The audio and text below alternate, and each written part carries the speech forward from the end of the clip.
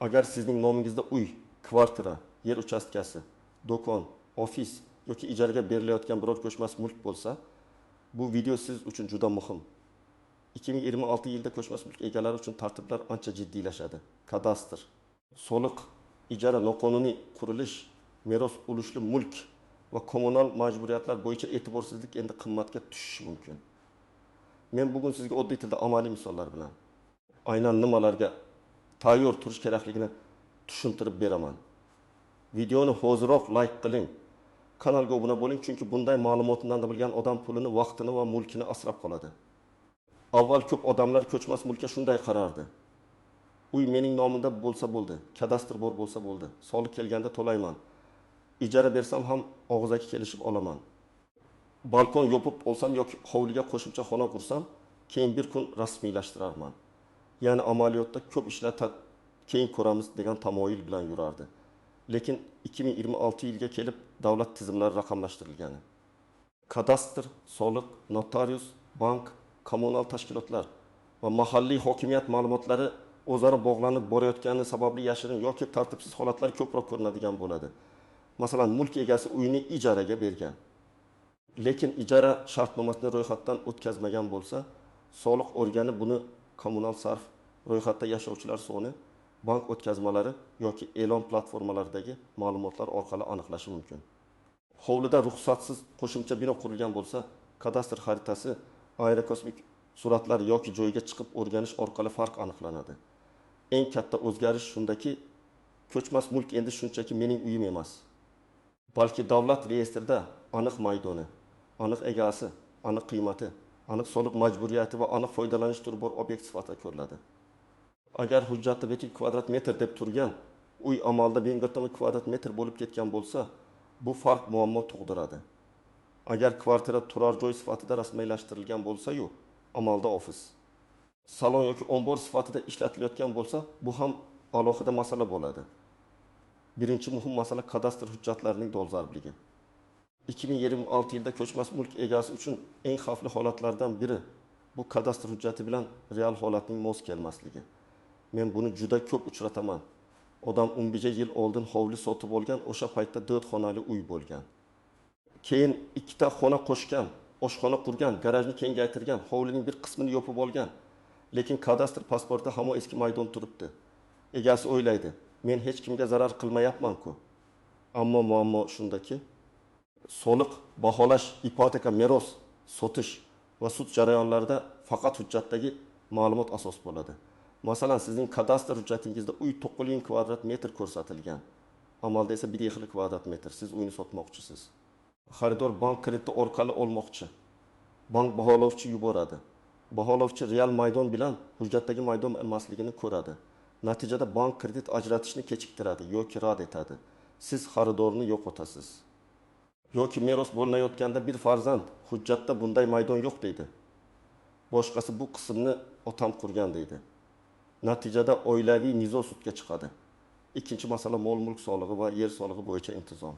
2026 yilda ko'chmas mulk egalari soliqlarni o'z vaqtida to'lashga yanada jiddiy qarash kerak. Chunki qarzdorlik yig'ilib qolsa, penya qo'shiladi, keyin majburiy undirish boshlanishi mumkin.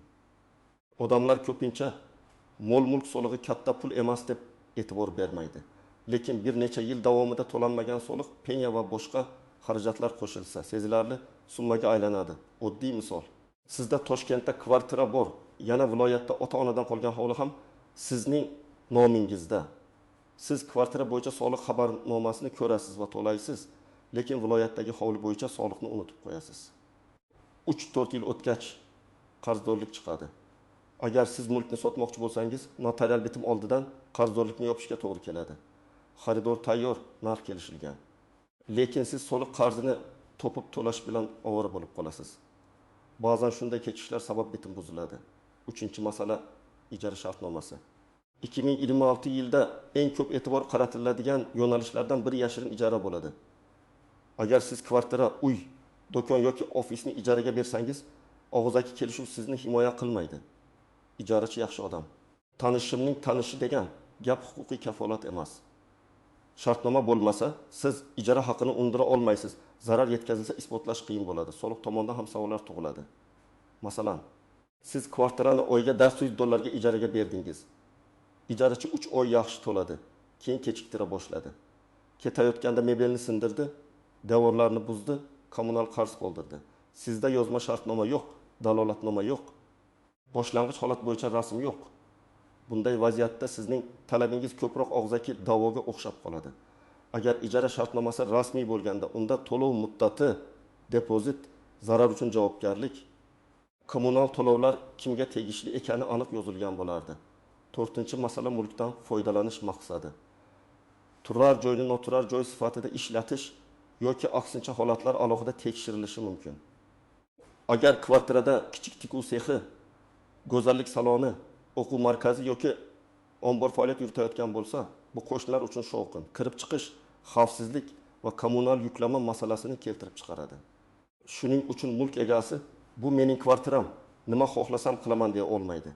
Ko'p qavatli uyda sizning huquqingiz qo'shnining tinch yashash huquqi bilan chegaralanadi. 5-masala urushli mulk, aka-uka, opa-singil. Er-xotin, merosxo'rlar o'rtasida bir uy yoki kvartira urushlariga bo'lingan bo'lsa, 2026 yilda bunday mulklar bo'yicha aniq hujjat va kelishuvlar juda muhim bo'ladi. Chunki har bir ulush egasi o'z ulushi bo'yicha huquqqa ega. Lekin butun mulkni sotish, garovga qo'yish, ijaraga berish yoki rekonstruksiya qilishda boshqa ulush egalarining roziligi kerak bo'lishi mumkin. Misol uchun, otadan 3 farzandga hovli qoldi.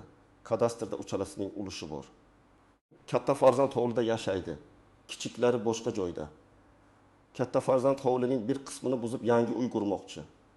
Agar u buni boshqalarning yozma roziligisiz qilsa, keyin nizo chiqadi. Kichik farzandlardan biri mening ulushim hisobga olinmagan deb sudga murojaat qilishi mumkin. Natijada qurilish ham to'xtaydi, oilaviy munosabat ham buziladi. Birinchi navbatda hujjatlari eski bo'lgan mulk egalari xavotir olishi kerak.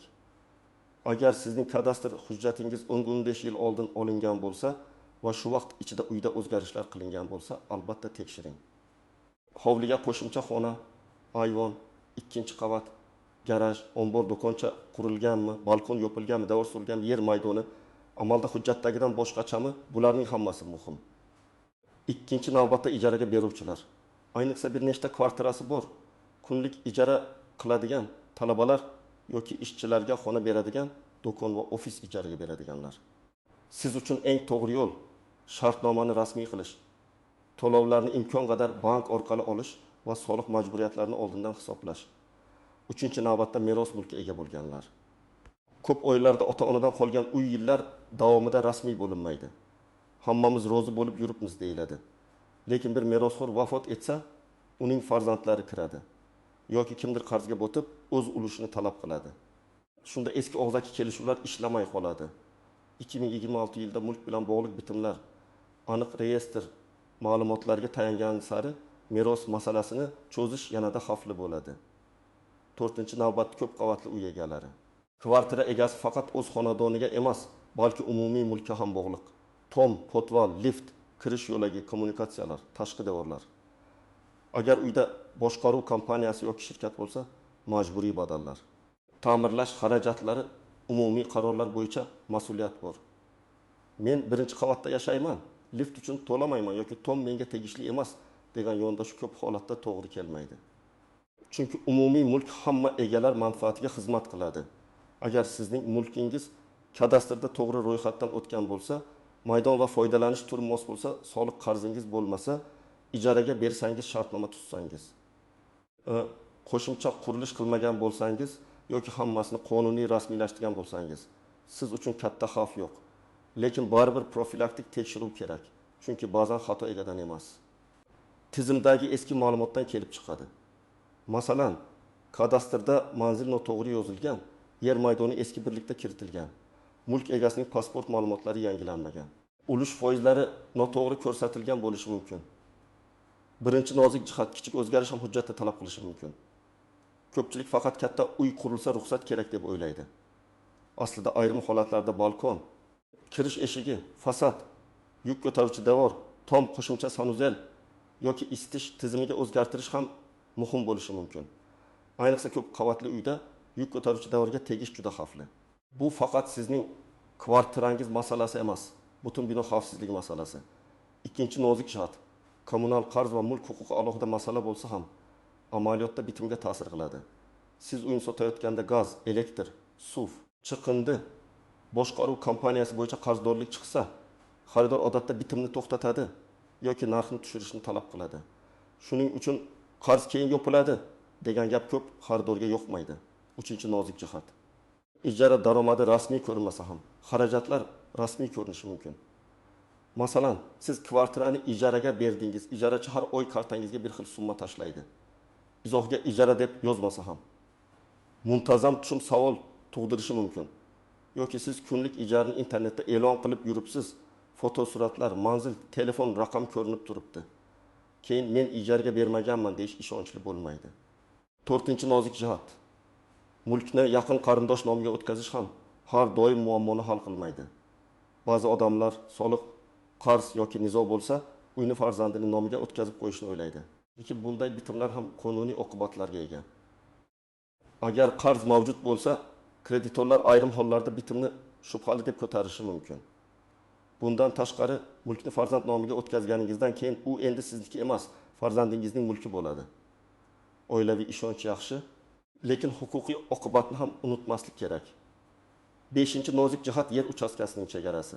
Hovli egalari ko'pincha qo'shni bilan davorni kelishib suradi yoki yillar davomida ishlatib kelayotgan joyini o'ziniki deb biladi. Lekin kadastr xaritasida chegara boshqacha chiqsa, nizo paydo bo'ladi. Ayniqsa sotish, qurilish, yo'l kengaytirish, kommunikatsiya o'tkazish paytida bu juda dolzarb bo'ladi. Shuning uchun yerning real chegarasini mutaxassis orqali aniqlatish foydali. Birinchi qadam, kadastr hujjatlaringizni tekshiring. Kadastr pasporti, davlat ro'yxatidan o'tganlik haqidagi ma'lumot, mulk huquqini tasdiqlovchi hujjat. Oldi sotdi shartnomasi, hadya, meros guvohnomasi yoki sud qarori sizda bo'lishi kerak. Elektron ko'rinishda ham saqlang. Qog'oz nusxasini ham yo'qotmang. Hujjatdagi manzil, maydon, xonalar soni, yer maydoni.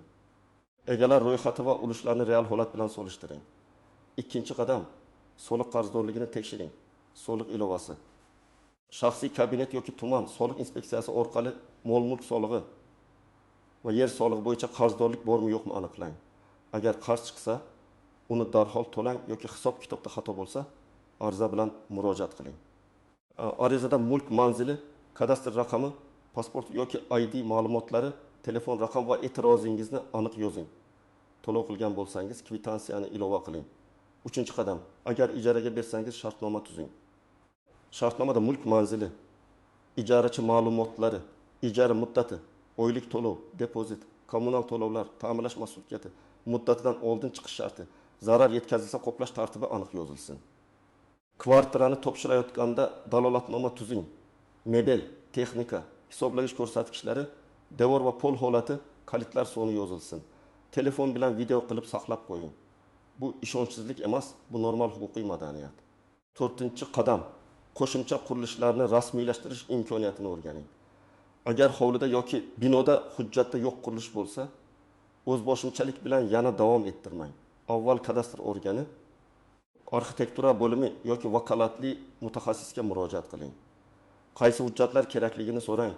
Ariza, shaxsni tasdiqlovchi hujjat, mulk hujjati, loyiha, qo'shnilar roziligi, texnik xulosa talab qilinishi mumkin. Har bir holat alohida ko'riladi. Shuning uchun qo'shnim shunday qilgan degan maslahatga tayanmang. 5-qadam, meros va ulush masalasini cho'zmang. Agar mulk meros bo'lib qolgan bo'lsa, notariusga boring. Meros ishini oching yoki mavjud hujjatlarni tartibga keltiring.